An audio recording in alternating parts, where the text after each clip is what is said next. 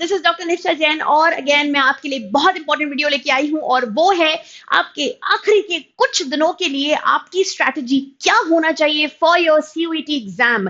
तो भाई देख लेते हैं कौन से इंपॉर्टेंट पॉइंट्स हैं जिनका आपको बहुत ज्यादा ध्यान रखना है आखिरी के कुछ दिनों में। भाई सबसे इंपॉर्टेंट चीज जो आती है वो होती है कि आपको कोई भी नया टॉपिक उठाने की कोशिश नहीं करना है।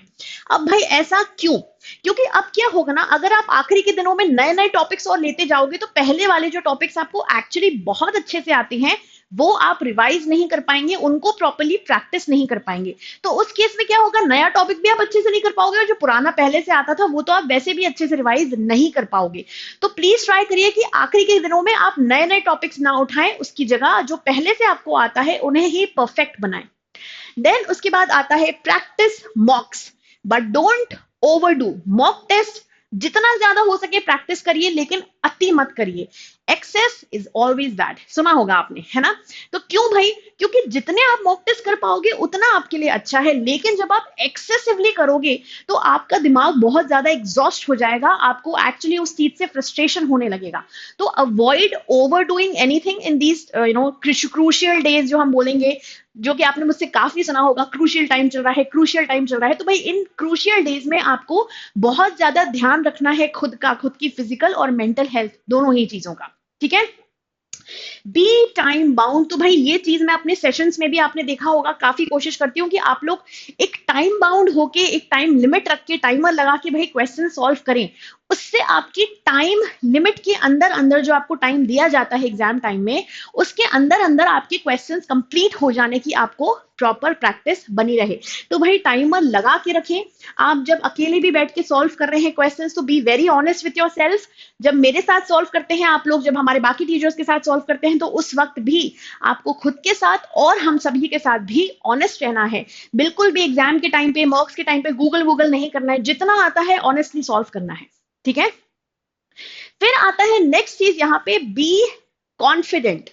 अब भाई ओवर कॉन्फिडेंस और कॉन्फिडेंस में there is a very thin line, ठीक है? ओवर कॉन्फिडेंट आपको कभी भी किसी भी चीज में नहीं होना चाहिए, लेकिन जो आता है उसमें भी कॉन्फिडेंट वो ऐसा आना चाहिए कि भाई कोई आपको कितना भी कंफ्यूज करे, आप उस चीज पर डिटरमाइंड रहे कि नहीं मुझे पता है इसका आंसर यही है, तुम कुछ भी बोल लो मुझे पता है इसका आंसर यही करेक्ट है। वो होता है कॉन्फिडेंस। तुमको क्या पता, मुझे ज्यादा पता है, that is over confidence. Got the difference?